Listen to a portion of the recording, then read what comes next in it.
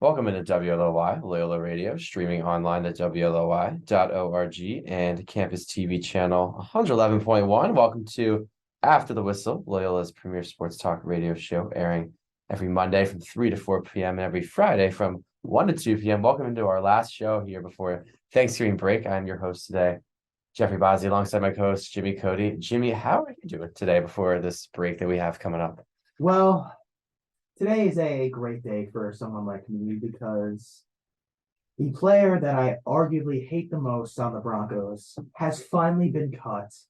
Melvin Gordon, who has had an eventful tenure during his time in Denver, is finally gone after another fumble yesterday. I've had some very famous quotes on this show. I said this man drops footballs like high school girls go through friends. And that is true because once again, he has fumbled and he costed the team points yesterday. So many eventful plays from the Darius Slay fumble and pick six, which costed us a win, well, a chance at a win, to his fumble in the first game this year, which costed us a win.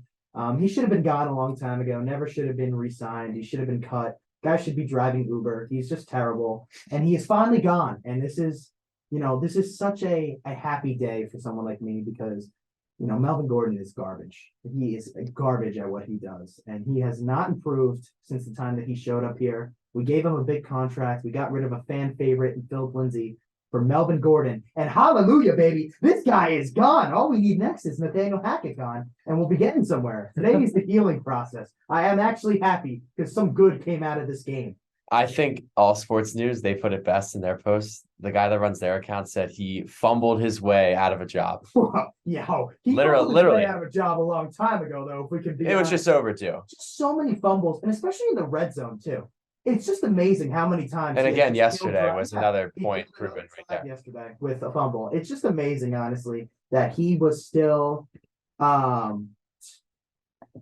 he's still on the team at this point. And Hackett even benched him at one point and still gave him the starting position back. So listen, I can't say I'm surprised. There's a lot of incompetence going on in that building, but hallelujah, baby. Melvin Gordon is gone. The healing process, I think, is starting to begin in Denver. So take the garbage out. Have fun driving Uber, Melvin. I was going to ask, so is Chase Edmonds, is he next man up? I guess so, right? Him and Latavius Murray. We'll see if they can hold down the fort. I actually have liked Murray, the way he's played. I feel like he's a guy that can bust out for some nice 8-9 runs on a consistent basis. Yeah, but yeah, it doesn't really matter at this point. But the point is, Melvin Gordon is finally out of Denver, to your delight, and I'm sure to a lot of other Broncos fans' delight. This has been a long time coming. I've been asking for this for 3 years. I'm just happy. Christmas came early for you. Christmas came early, Jeff. Christmas came early. That's exactly what I wanted. Yeah, and now that Christmas music that you'll be listening to, it's going to hit different. Oh yeah, absolutely, absolutely. So we'll get into some football a little later in the show, but I feel like we should start the show with the World Cup. We don't talk a lot about soccer on this show, but this event, the FIFA World Cup, happens every 4 years, and this year Qatar is the host country, and it got underway yesterday. The host nation, Qatar, they lost 2-0 to Ecuador. They took a tough loss there. It didn't really show a lot of life offensively, but credit to Ecuador. They had a guy named Ender Valencia. He scored both of their goals, so they got an easy win there. But today's action's been, I guess, a little more exciting. You started off in the morning with England and Iran in Group B. England easily handling their business 6-2. Sure. Not really a surprise there. Honestly, the surprise was Iran getting 2 goals. I think that was a little bit of a shocker. They honestly could have had 3, but credit to England. They handled their business, came out here and beat a team that they should have beaten. And then Netherlands in the second game of the day, they handled their business with a 2-0 win against Senegal. But right now, the United States, they are up 1-0 in the 48th minute against Wales. And Jimmy, you said that you've been watching a little bit of this game. Is that true? I mean, honestly, there's a different feeling to this World Cup because I feel like, first of all, it's different because it's not during the summer like it traditionally is. So I want to point, I'd be remiss if I did not mention that. So I feel like there's not as much interest in it. But, at the same time, those who are interested in this, and Jeff, you're a little bit more of a soccer guy than me, so maybe I'm thinking wrong here. But is there like a little bit of an expectation around this USA team? Like, I feel like we're supposed to advance out of this group, right? Like, I would be really disappointed if we did not get to the knockout stage, right? Yeah, so you're looking at Group B here. The Group B teams are England, the United States, Iran, and Wales. And This is a big game today. England's by far the clear-cut team, but you're 100% right. This is the biggest game, I think, for the US. This is the team that they need to beat in Wales because they're probably the biggest challenger for that second spot. Because you remember, if you're unfamiliar with the World Cup format, the top two teams in each group make it to the knockout stage. So the US have to get in the top two to advance. And this is the game that they need to win because that England game on Friday, that's going to be a massive game. But if they can find a way right now to get 3 points against Wales, they put themselves in a really good position because Iran is a team that they probably should beat. Now, listen, you can't really take any team for granted, but And there's always injuries that could happen too. right. And soccer is one of those games of chance where, if they get one bad break and the other team gets a lucky goal, I mean, that lucky goal could be enough for a win. And so far, I've really liked what the US have done. I feel like they've controlled the possession for the majority of the game. And even when they give up the possession, they're getting the ball right back. You look up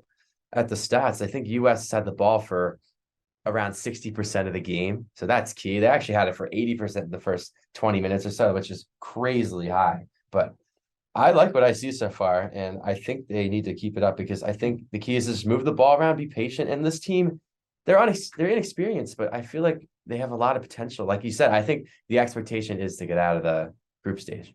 Yeah, I mean, I agree with you. We're definitely controlling the clock. Like, there's no doubt about that. Or I'm sorry, not controlling the clock, controlling the ball.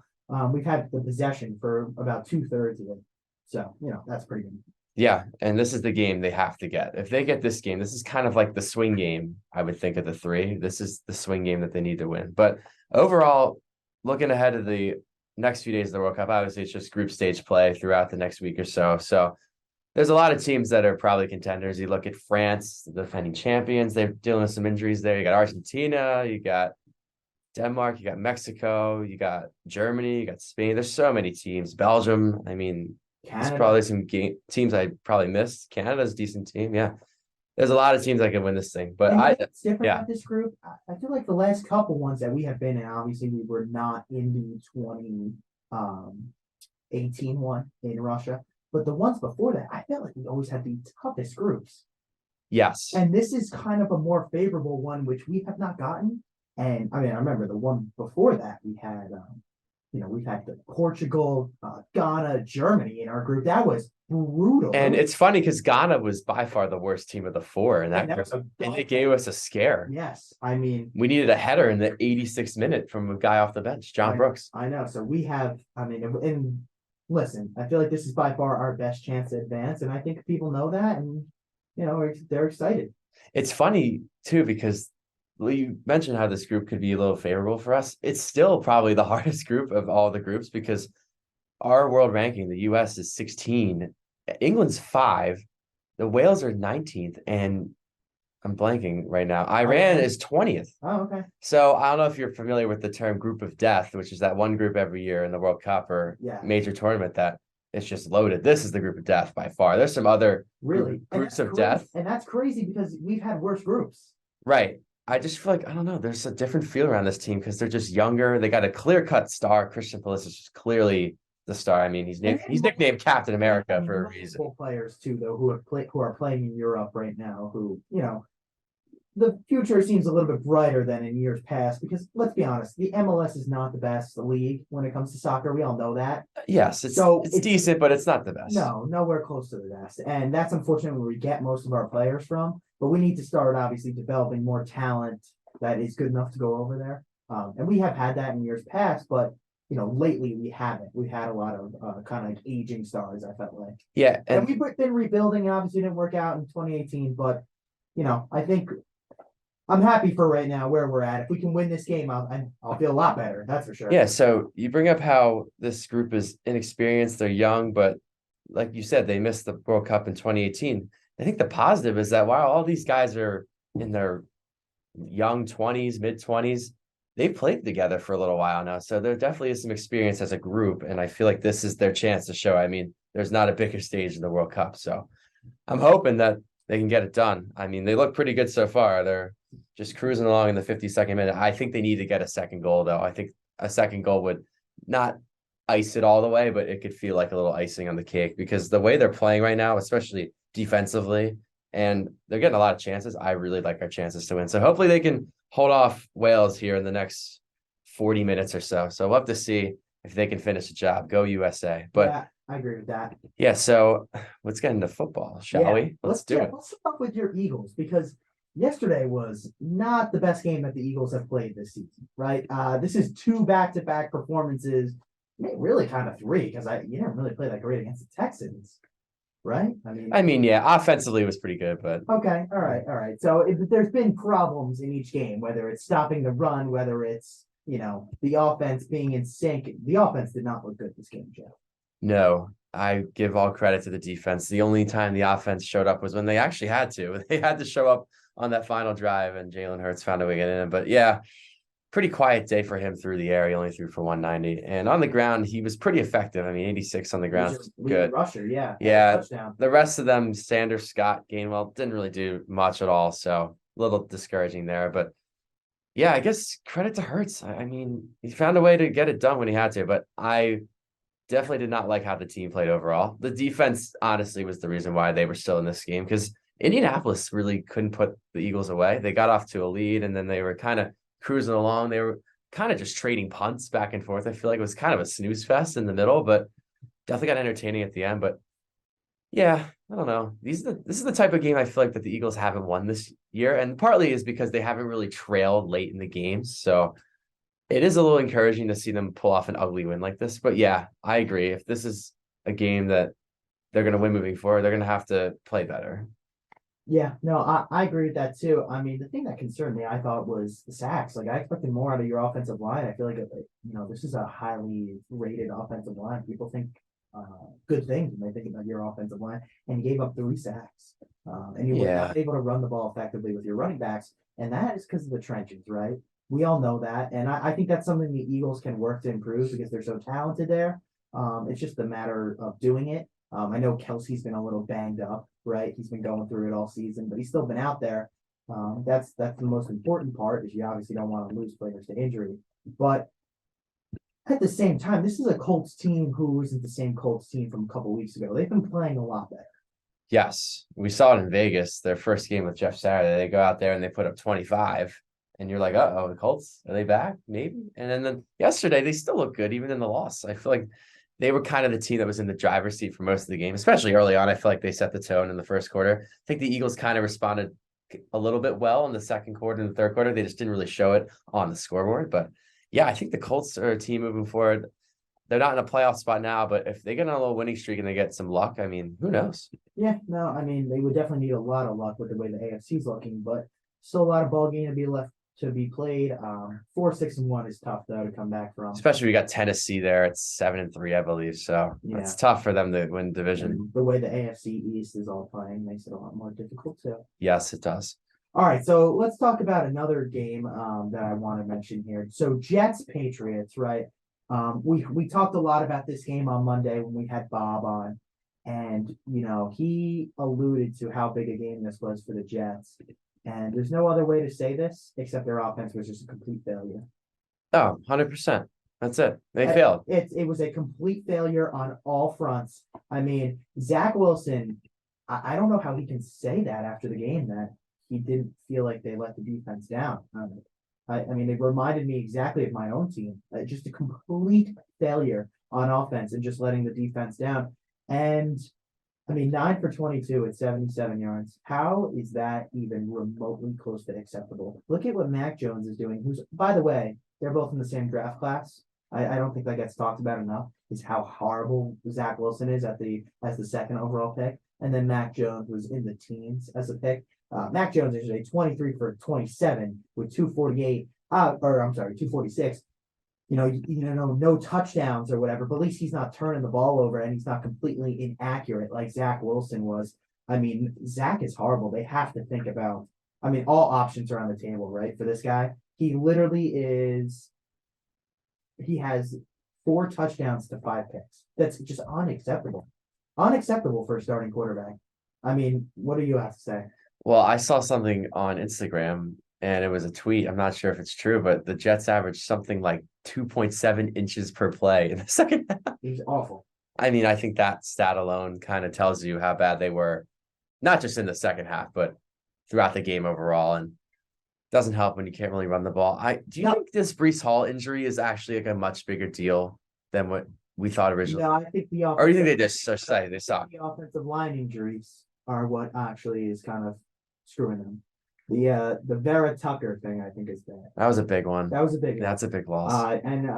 That doesn't make it any easier. It's just a shame too, because the defense is playing well. I mean, they really, I thought, stopped the Patriots offense and what they do well. The Patriots do a really good job of getting the ball to their running backs, whether that be through passes. And listen, we saw that with the Brady era. We're seeing it now. It doesn't matter who it is. They just find a way to get these guys the ball, whether it's, there's so many, they go through running backs like crazy over there, but just they find a way to make them all effective. And Stevenson and Damian Harris are effective. They do a good job.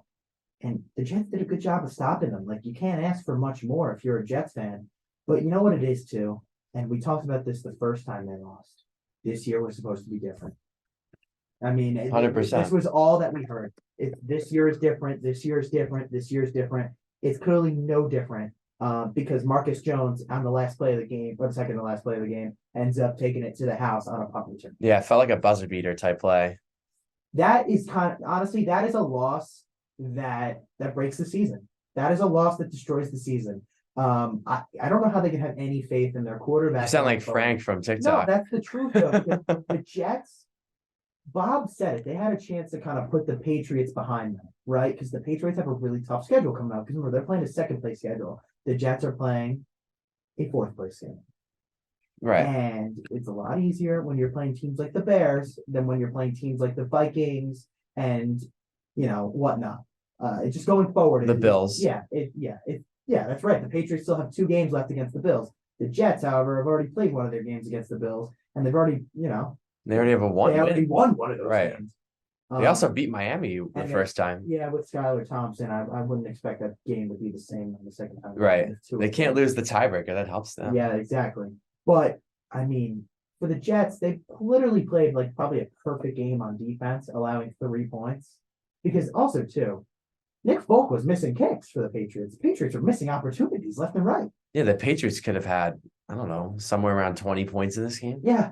And they just constantly just shot themselves in the foot with mistakes.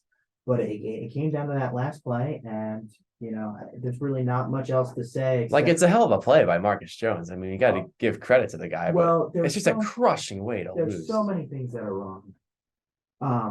I always was under the belief that when it's like that, when there's only a certain amount of seconds left, you don't let the guy touch the ball, right? Like, just kick it out of bounds. I always felt that way. I've felt that way since before the Deshaun Jackson play even happened. I was about to bring that up. Yeah, like that is literally the play. Do not do this at the end of the game. Don't give them a chance to beat you, especially when you can get over. And I remember Joe Buck's call during that kick. He said, it's a line drive kick. He sounded so surprised. Yeah, it literally was a terrible kick. And actually, similarly, or whatever the word is, just like that, this one was also not a great kick. It was in the middle of the field, gave him plenty of space on both sides to return, and he just found a seam, was able to cut up the field. Yeah, juggled up the sideline. Sit here and be like, oh, there was a block in the back. There was a block. Listen, they didn't call it. There's not anything you can do. Second of all, he wasn't going to catch him, so it doesn't really matter. Yeah, that's just okay. If he gets tackled, there's still one more play. They're kicking a field goal, and they're probably winning. Right. Oh, it's just such a bad way to lose. No, it sucks if you're the Jets, and I don't listen.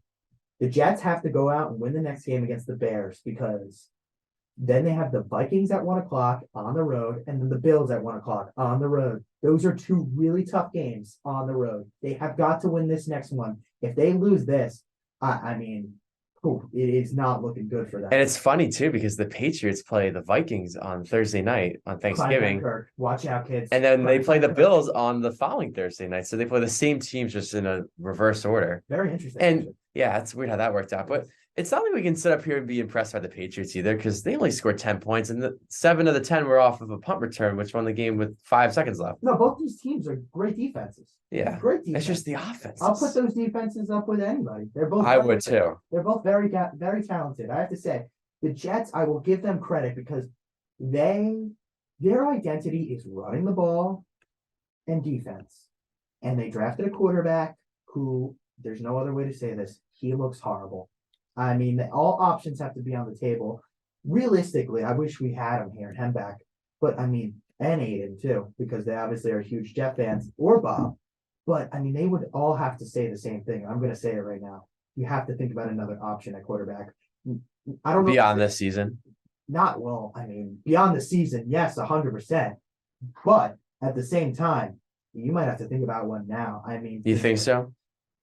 I don't know if Flacco gives him a better chance to win. I don't know if Mike White gives him a better chance to win. I just can't believe how horrible Zach Wilson really is. I mean, he has just been terrible. Just terrible. He has no connection with guys on the offense, it seems. Yeah, it's just tough because they're 6-4. They're having a pretty decent year. But It's they're just winning in spite of him. They are I know. winning in spite of him. They're- And it's always been that way. he's though. kind of holding them back. It's always been that way. We've sat here and we've talked about it. We said that they are winning in spite of him. Zach Wilson has not been good. We said it after the Steelers game when they got lucky and won. He had those 3 picks and nobody wanted to listen to us. We literally said he was horrible. And now he loses them the game. They should have lost to the Broncos because of him too. He was terrible that game. He was running himself out of plays.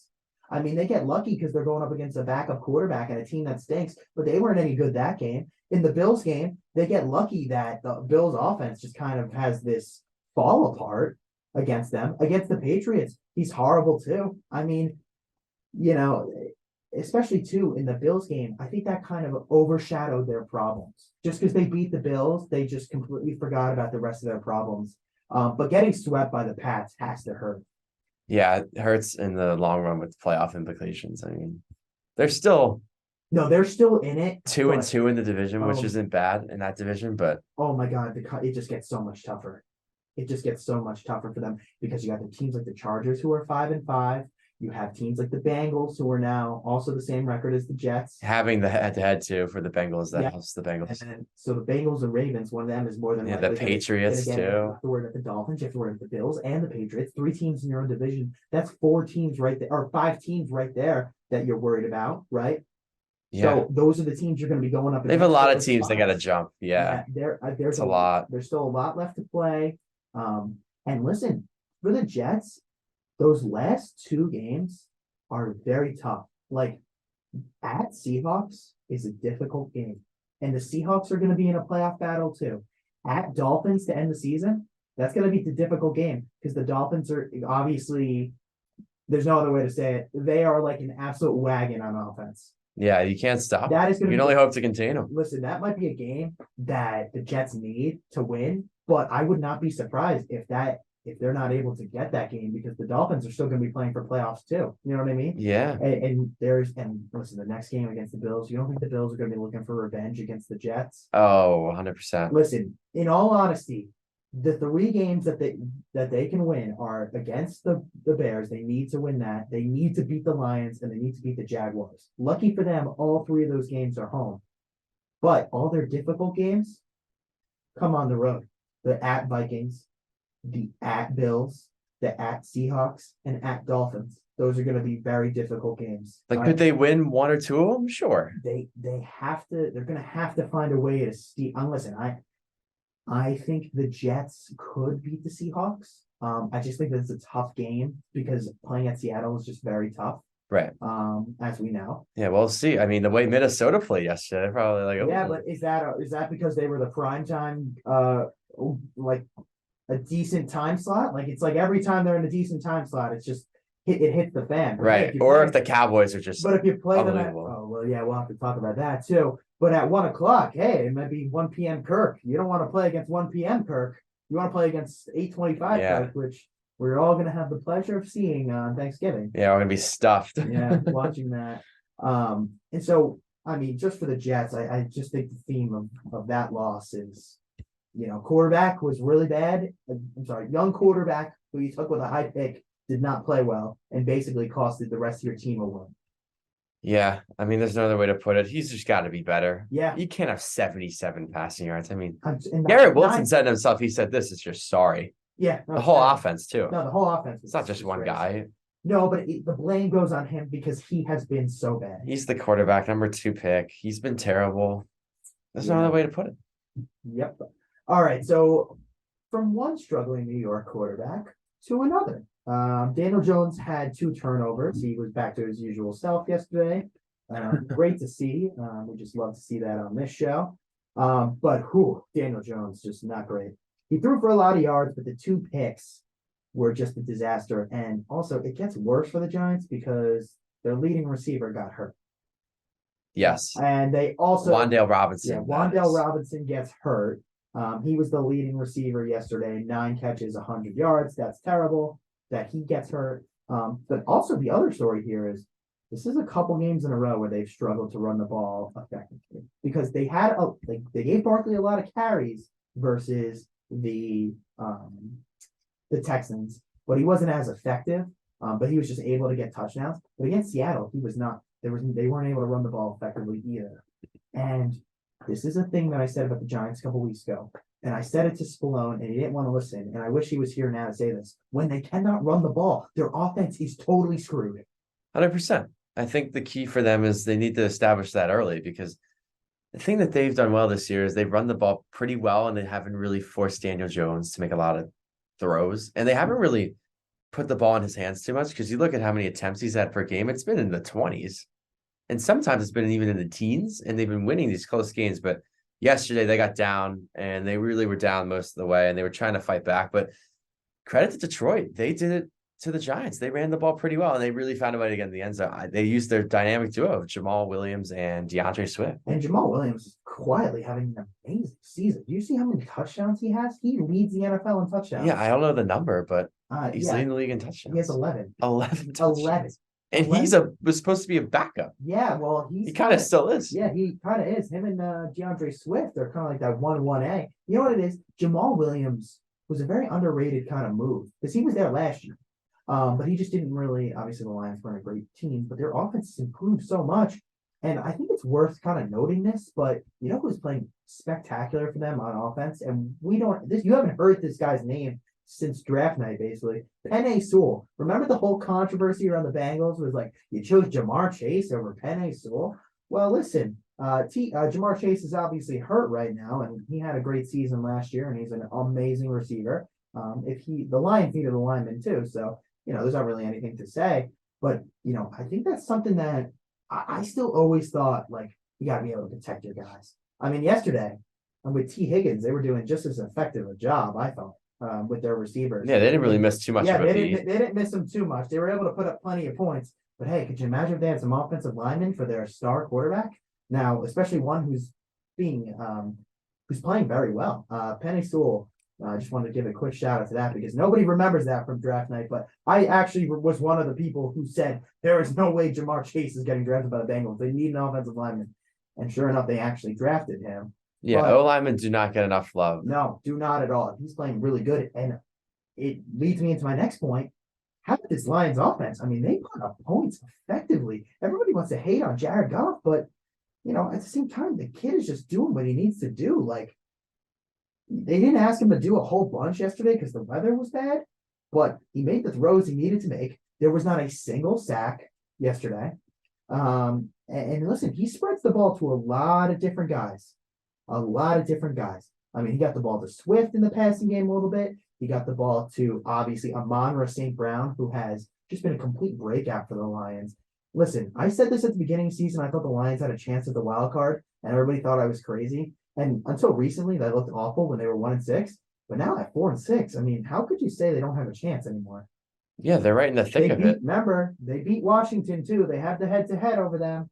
Right, and they beat Green Bay and Chicago. They took care of some division opponents there, and they play Miami really tough, even though they lost. And they went on the road yesterday, and they had a big one on Thanksgiving. They got Buffalo coming in. Well, listen, I shouldn't say coming in; they're already there. Listen, I would not be surprised if the Lions play well in the game. I didn't think the Bills really stood out yesterday. I thought their offense looked improved against a Cleveland defense, though, who, let's be honest, has not been what we expected. No, we saw how good they can be in the Bengals game. But they've just given up way too many big plays, obviously, with some of the injuries they have. And it just hasn't all came together for them. They're just not playing well. That's the truth. But for this Lions team, listen, after the Bills, you got some winnable games. I mean, they play the Jaguars at home. That's a winnable game. They play the Vikings. That's going to be a really tough one. But then they play the Jets, the Panthers, the Bears, and the Packers. That's their season. I So mean, yeah, could they get to could they 9 could wins? they get to 9 wins and get in the playoffs? Maybe. I mean, it's possible, but Even 10 wins? cool. Listen, I mean, I think they could beat the Packers. I think they can beat the Bears. I think they can beat the Panthers. What's stopping them from beating the Jets and the Lions? I mean, or the Jets and the Vikings? I don't know. They have a chance, but listen, this is the thing we talked about the Jets. There's going to be a lot of tough games. And you know what I'm noticing about the league now, Jeff? I don't know if you agree with me, but it feels like everything's coming together.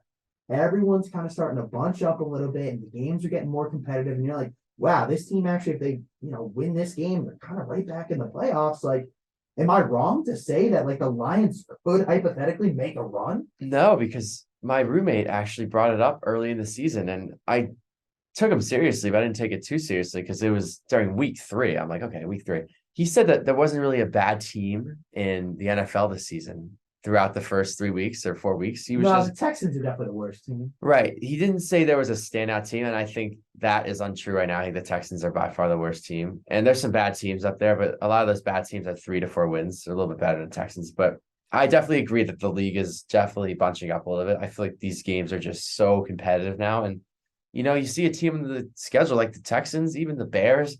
They're not gimmies anymore. No, they're not. You're not going to They're win by not. 20. You could win by 5 now, or It's you it. can lose. And you know what it is too, and I have this feeling, I don't think there's that much separation from a team like the Lions to a team like the Eagles, who has a great record. Like I think there's only like a couple of plays or a couple of players or a couple coaching decisions that really kind of separate those teams. Like there is a lot of teams in the NFL who I would not be surprised if they beat anybody with their team. I wouldn't be surprised if the Browns beat anybody. I wouldn't be surprised if the Lions beat anybody. Like these are teams who do things well.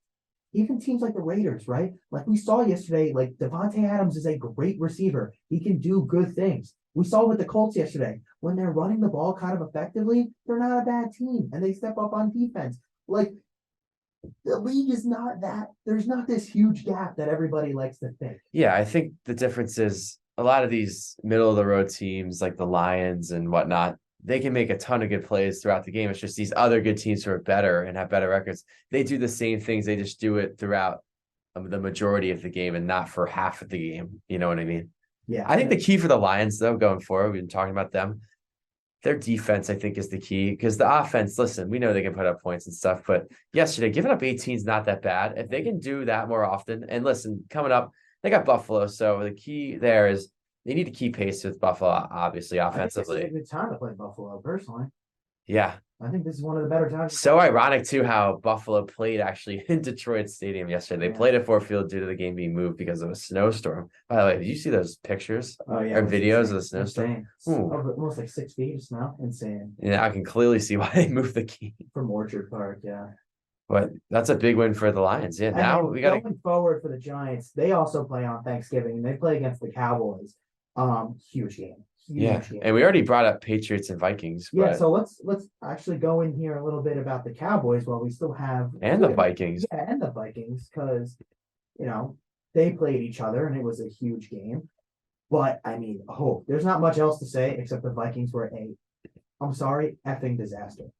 I couldn't believe it. I thought this was gonna be a really back and forth game, maybe high 20s, someone wins in the late field goal, but no, it was the complete opposite of that. And listen, It was 3-3 at one point. I don't They think drove down they answered a field goal with a field goal, and you're like, all right, this is going to be a competitive game. this has got to be the most complete performance, I think, of the year by any NFL team, right? Yeah, This has got to be just it. domination from end to end.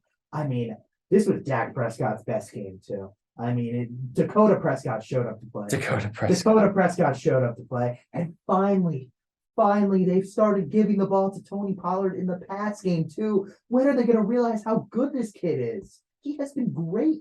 Just sitting. He's not a hidden gem no more. No, he's not a hidden gem. They need to get this guy the ball. I'm sorry, they're Super Bowl contenders when he's on the field. And now the thought of adding Odell, I don't know if you've been seeing the recruiting that's been going on, but I mean, they're trying to get him to that roster. If they get him to that offense, I mean, with the way this defense played yesterday, I don't know how you can't tell me that this team doesn't have the talent to win the Super Bowl.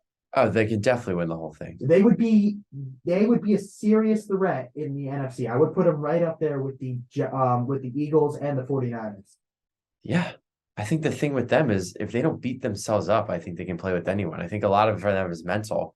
And I don't know if it's just playing for the Cowboys or the history or whatever, Jerry Jones, the constant failures every other year. They've got it all. Yeah, no, they do have it all. We didn't even mention the defense either. The defense has been the constant. 7 sacks. I mean, that's insane. 7 sacks. And I thought the play that Parsons made early on with the strip sack fumble, I think that kind of set the tone, and they kind of just ran with it from there. Jeff, I couldn't agree more. For the Cowboys, obviously playing the Giants, it's a huge divisional game. And listen, the Giants are going to have their hands full because if the Cowboys defense plays like that and stops the run, it's going to be a long day. Also, it would be huge if the Cowboys could get that game because they would own the tiebreaker. And I mean, they'd be kind of up 2 games in a way. They'd have one more win, but they also have the tiebreaker. So yeah. Big game for both teams. Yeah, and as for the Vikings, let's talk about them a little bit here because we have a couple seconds before break. But what do you want to say about them going forward? I don't know. A lot of people have said they're frauds, and listen, this is definitely a game that doesn't help. It doesn't help those people that think the opposite, but I think it was like a little bit of a dud. But at the same time, it's 40-3. I mean, they showed over and died. They showed no fight at all, and they couldn't really execute. And I think the good thing for them is they don't have a lot of time to turn it around. I think that is a good thing. They can get right back on the field Thursday. And they have a tough test with New England coming in, but it's definitely not a good game for them because they just didn't show any signs that they're an 8-1, 8-2 NFC threat. Yeah, I wouldn't be surprised if New England really gives them the game in that one. And I think New England would personally win. Yeah, luckily for Minnesota standings wise.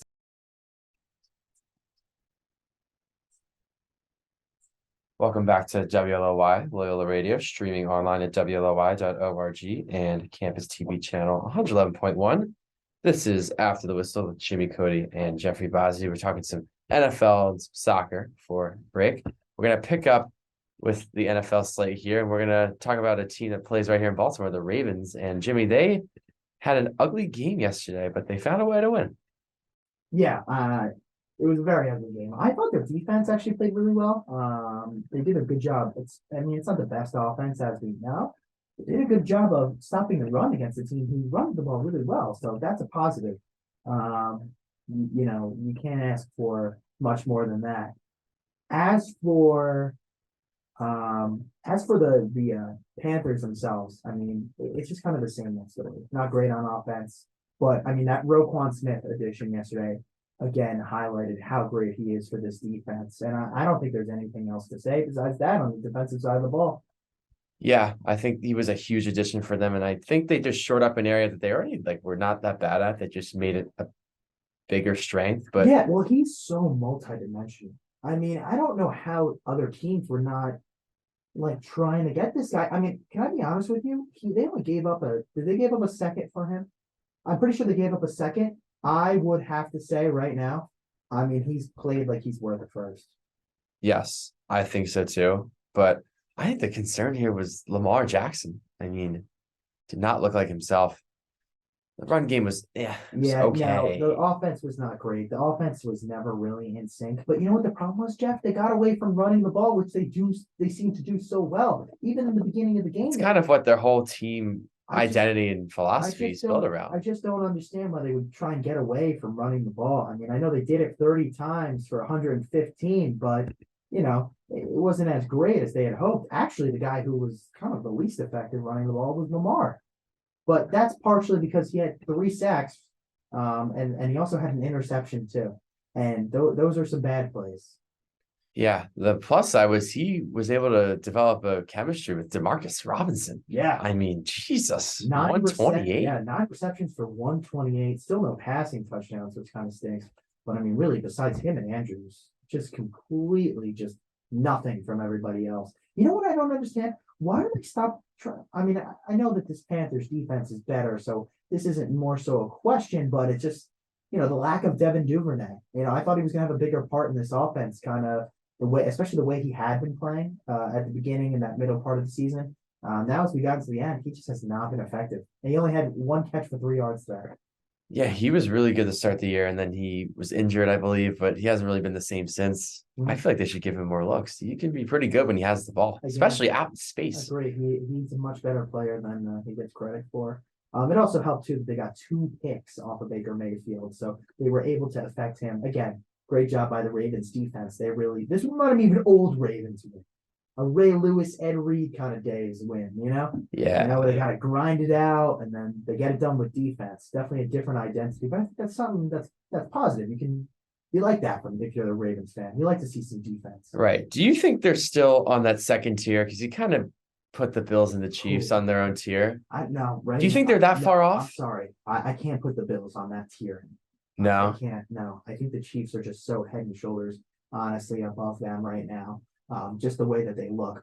They could beat them, but right now, if you had to ask me to give an honest ranking, I think the Chiefs are a little bit on their own in the AFC. I mean, what they did last night with that amount of time left is just a constant reminder of what everybody's going to be Yeah, going. the only reason I put the Bills up there is because the Bills did beat the Chiefs, That but is true. It felt like so that's many a month or so that felt like ago. moons ago, Jeff. That felt like moons ago. I Uh, still think if the Bills at full strength I think the can Ravens beat the are. I think Chiefs. the Ravens are a team who's going to have an easier schedule, so they're going to be in a good spot. But I have some concerns about their offense because if they're getting stopped by Carolina like this, they're going to have to really rely on their defense. And I'm just not sure how strong that defense really is, and I just need to see more consistency from the offense. I would like to see them run the ball a little bit more because I personally feel that's where they're most effective. And there's a lot of good teams too. Teams like the Bengals, teams like the Chiefs, teams like the Bills, teams like maybe the Jets, the Patriots, the Dolphins. Dolphins. There's so the Titans. We didn't even mention the Titans. Yeah, they're kind of a forgotten Yeah, team in the here. forgotten team of the AFC, the Tennessee Titans, with another win, obviously. But there's a lot of competition for the Ravens, so I wouldn't put them on that tier, Jeff. But I would definitely say that they're bunched up in that second tier. I All agree. the That's teams what, that we just mentioned. yeah. I just wasn't sure if you thought they could maybe be on that upper echelon. I still think they're on that second tier. I think so too. They could catch someone on a bad day though. Definitely. Oh no. When they're all when all They're cylinders they're, are, they're solid. when all cylinders are rolling for them, they can beat people. It's just that they seem to get in their own way on offense sometimes. Because I think they're a team that's going to finish with a lot of wins just because of who they play, and they already Yep. have 7 wins, so they Yeah, can yeah. kind of win the games they have to. They get a high seed. They could maybe make some noise. We'll see. I agree. All right, so let's talk about it. Obviously, this was basically the Super Bowl of the week. We had Josh McDaniels, who lost to a guy who came off his couch the week before, against Nathaniel Hackett, who should be on his couch the week after. So 22-16, the Raiders find a way to beat my Broncos in overtime. Jeff, obviously, you had some thoughts that you texted me. So why don't you just kind of go with the mic here, and then I'll give some thoughts additionally. Well, I was saying sorry, but at the same time, it just felt like they had the game. Yeah, They had the game that they they did. should have won. And you reminded me that it was kind of just the same story for the last few years, which sadly might be true. But I felt like the offense kind of came to life a little bit early on, and then defense wasn't too bad. I mean, they could have played a little better just because you're not really accustomed to seeing the Broncos giving up any points in the 20s, just because that their defense is that Well, good. it was overtime, so it was also Right. So they really only gave up 16 in regulation. yeah. But yeah, Devontae Adams unfortunately dealt a big blow throughout the game, not just on the game-winning touchdown in overtime, but You know what it is? he found a too? way And I to say hurt the this Broncos. every time we play the Raiders. Just Josh Jacobs just seems to find a new engine every single time he plays against us. 24 carries, 109 yards. We just cannot stop them. And I'll say this: Josh McDaniels, as much as everybody wants to say how horrible of a coach he is, his scheme yesterday destroyed us on defense. He actually had a great scheme. Everybody wants to talk about how horrible he is. The players were actually horrible. Derek Carr misses a lot of throws. So I would cool it on the Josh McDaniel stuff because at least for this week, he coached pretty well. And I thought he did a really good job of manipulating our defense, who likes to go zone a lot. But the key was just getting the ball to Devontae Adams. I mean, you can't do it enough when you have him. And they just got the ball to him so much. I mean, 7 receptions for 141. That is just, and 2 touchdowns. What a killer. Yeah, it's kind of a stat line that we're accustomed to seeing him in Green Bay. We haven't really seen it in Vegas yet. And we were kind of reminded of how good of a receiver he actually is because he's arguably the best in the game. Maybe not this season, but definitely the last few years. And yeah, it was surprising just to see them do a lot of damage in the air because the Broncos have a good pass defense. Yeah, you know what? Unfortunately, this was not Sertan's day. It was not great, but we play a lot of zone. We don't play man. We play a lot of zone, and they were able to find so many holes in the zone, and it was just so easy for them. It just felt like a matchup nightmare, and we just didn't adjust. The also thing I want to say is Russell Wilson, 24-31. I can live with this kind of stat line. It's unfortunate that he had no touchdown passes, but I thought he was actually one of the least of our problems. I mean, listen, the guy, it's been an underperforming year for him, but if I can see more games like that, I'll at least have a little bit better feeling in my mouth. But we have to talk about this decision here because I don't know if you guys watched Red Zone, but if you did, you saw that the Broncos had the ball at the 2-minute warning, and this awesome graphic came up from Amazon Web Services, which I actually wanted to punch my TV when I saw it, said the Broncos had an 82% chance of winning because they were up 3, had the ball, and actually had a first down a little bit ahead of the clock. You just think, there's no way they can screw this up. The timeouts were all gone for the Raiders. Nope, didn't matter. The Broncos decided to pass when the play after the 2-minute warning. So that left the Raiders 150 with the ball, where had the clock been running, it would have been somewhere around 115, 110, maybe with a punt down to 105. Just a complete lapse on the coaching there. And I think that ultimately was the decision that cost us the game. They decided to pass on 3rd and 10, just with an offense that had just been completely ineffective in the second half when it came to passing. And it just sucks because it was another game that I felt like we could have won, that we lost again. And also, I'd be remiss if I did not mention his name. Melvin Gordon with another fumble. He costed us 3 points on one drive because we had to move back. And of course, that kick ends up getting blocked. And as you can see, that ended up being the difference in the game. Former Bronco. Former Bronco. Former Bronco.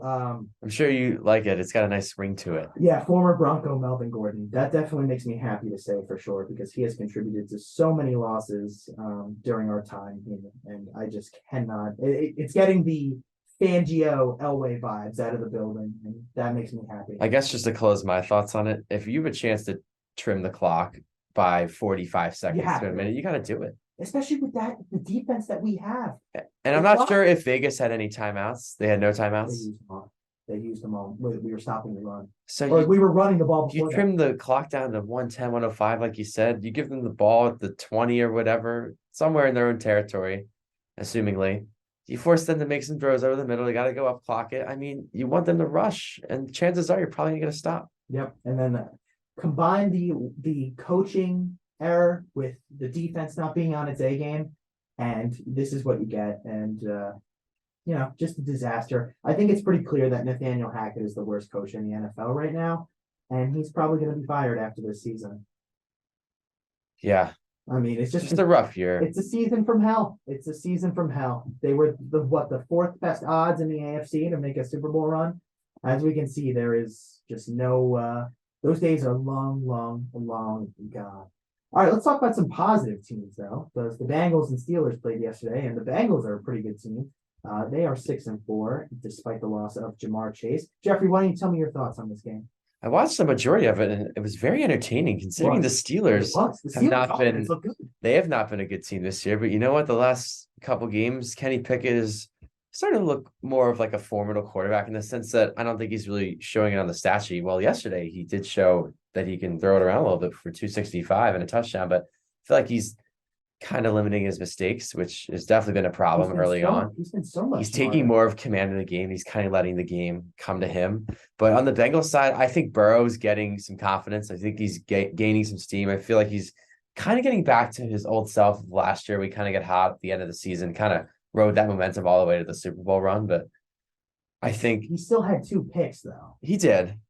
I mean, that's a little alarming. And I feel like that is kind of in his kryptonite because he's a great quarterback, but that TJ Watt one that was insane. Oh, that was unbelievable. He just went up and grabbed it. That was one of the greatest athletic plays I have ever seen in my life from a defensive line. Oh, definitely. I mean, he just went up and snagged it right out of there. He snatched it. Just so incredible what he has, the effect that he has on a game. The Steelers are so much better when they have TJ Watt on the field. And I think we talked about this in the show last week or the week before, but key for the Bengals was if they can run the ball, they can open up their pass game, which is obviously the strength of their team. But it seemed like yesterday the passing game kind of overrided the run game because the run game wasn't really that much of a factor. And you saw T. Higgins come out of nowhere and drop 148 yards. And it had to be done because Tyler Boyd didn't really do much, and Jamar Chase obviously is still injured, but they found a way. They really got Higgins the ball a lot, and that's kind of what they have to do moving forward. And they might get Jamar Chase back next week, but this is a key win for the Bengals. This is actually their first divisional win. They were coming in at 0-3. They lost to each of the AFC North teams once, but they got the Steelers on the second trip. So that's a big win for them to get to 6-4. Big for the playoff implications too, because they are now in a playoff spot at the 7th seed, I believe. Yeah, they are, and that's exactly where you want to be. That's good for the Bengals, and they just got to keep kind of working on the team that they have and getting healthy. And their defense is going to have to play a little bit better, I think, especially with some of the games they have coming up. They play the Titans, they play the Chiefs, and then they'll play the Browns, who are going to have Deshaun Watson back at that point, and then they'll play the Bucs, the Patriots, the Bills, and the Ravens. That is an absolutely loaded schedule. The worst team is the Deshaun Watson-led Browns. Yeah, and the Deshaun Watson led is the key words in that sentence. The Bengals have a very difficult schedule going forward, so that starts with that Titans game. Helps teams like the Patriots, the Jets, the Dolphins, even the Ravens, because now remember the Ravens technically play a fourth place schedule. They actually technically came in fourth place last year. They did. Yeah, after all those losses, so that is really helping them. And let's talk about the Sunday night game now, Jeff, because this was a game that I thought the Chargers were going to find a way to win, and then sure, Charger fashion, they lose. Yeah, I thought they had it too. It's kind of some of that Raiders-Broncos game that we talked about. This is the other AFC West showdown that happened yesterday, and the Chargers got off to a really good start. They were up 10-6, I believe, and then 17-10 or 20-13. I forget what the score was. They were up 20-13. 20-13. Herbert was looking pretty good. The wide receivers were in sync. Now, listen, it did not help that Mike Williams got hurt midway through. 23-27 with 1:46 left. Yes, and once again, Mahomes and Kelsey in Los Angeles, just get used to hearing that, because I feel like every time the Chiefs go out to LA, those two just do magic on that field at SoFi Stadium, especially Travis Kelsey. 3 touchdowns yesterday. Again, just finds a way to get in the end zone. He just finds a way to get open, and I don't know if the Chargers are just not putting enough bodies on him, or he's just that good. I mean, we know how good he is, but he's just taking over the games late, and this is a crushing defeat for the Chargers. I feel like this is the game that they should have had, because I felt like they came out and actually set the tone. I felt like they were the better team early on, but they just didn't find a way to get it done, and that's, like you said, Chargers fashion. Yep, and the Chargers are gonna charge it. I mean, 5-5 now. There's a couple games that they just have played good enough to win. They had a terrible loss to the Seahawks, and the Jaguars just killed them. They're lucky they even snuck by the Browns and the Broncos, because those were 2 close losses too. Yeah. But it just, I don't even know what you say about this team. Now they play a team who just, these 2 teams, it's funny, they kind of remind me of each other. The Chargers and the Cardinals. They're just such a mess sometimes, and they have such talented players on offense, especially a quarterback. Yeah, it just never ends with those 2 teams. And actually, for the Cardinals, they're playing tonight against the 49ers. So do you have any thoughts? Yes. So in Mexico, by the way. Yeah, our final international game of the season tonight, happening in Mexico City. Estadio Azteca. I don't know what to expect. Estadio Azteca. Estadio Azteca. Sí, senor. Yes. So I don't know what to expect, because the Cardinals are starting Colt McCoy, and the Niners kind of have their full ensemble going tonight. And you would think that the Niners could probably just come out and use their talent, and they figure out a way to win, because this is the game that they really should win. I think they're pretty big favorites. I think the spread, is 10. It's a pretty big spread there, but you never know. I thought Colt McCoy actually did not look bad. I think they looked better last week, and they did win last week. They won in LA, I believe, and I believe he played the week before, and he didn't look terrible in that game either. So there might be a little bit of an element of surprise there from the Cardinals, but at the same time, this is a game that the Niners have to win if they're gonna catch Seattle, which I think they can. They need to win very winnable games like this, and I expect them to. But there is some times where they have all that talent, they kind of just sleepwalk through the game, and they don't really turn it on till late. I feel like that Chargers game on that Sunday night, they didn't really play that well. I think they kind of have to answer the bell a little bit. I mean, listen, is Kyler Murray really not playing? I don't think so. Because they have him as questionable right now. Really? I thought that he was out. Yeah, I was gonna say I have him as questionable here. Oh no, Rappaport said it looks like it's gonna be Colt McCoy. He's still listed as questionable though, but Kyler Murray is not going to play because of his hamstring. So that's surprising. Wow. I thought with a questionable chance, he would still play. But anyway, going forward, I think for the Cardinals, the key tonight has to be getting the ball to DeAndre Hopkins because he's a star player for them. And their defense is also going to have to step up, which I don't really know if they can do because they have some injuries. Byron Murphy out. That's not going to help them. And they also have no Marquise Brown. Hawkins, too, he's playing. He's a little banged up. I mean, it's going to be a tough set of circumstances for the Cardinals tonight against the 49ers. But listen, it's the NFL. Anything can happen. Especially on an international playing surface. And It's also, the elevation there is actually worse than Denver. It is. It's way higher. It is way higher than Denver. And I didn't think you get much higher than Denver. Yeah, and you don't think you can get much higher than Denver, but still somehow, I mean, it is higher than Denver. And that's interesting too, because we'll have to see how both teams kind of react to that. I mean, the Seahawks, or I'm sorry, 49ers, they played a game in Denver. They lost. They were awful. So I wonder if maybe their team who cannot play. Yeah, maybe they're used to the altitude, which could be a plus, but they only put up 10 points in Denver. I'm saying they were bad that night. They were bad. So maybe just playing in that environment might be a good thing because they kind of know what it's like. Kind of from the desert, so it's a little bit more. It's kind of similar, just because they're both such dry kind of environments. Right, and it's funny because the Cardinals actually play in Denver later in the season. They do. Yeah, that'll be a nightmare. It's a couple weeks away.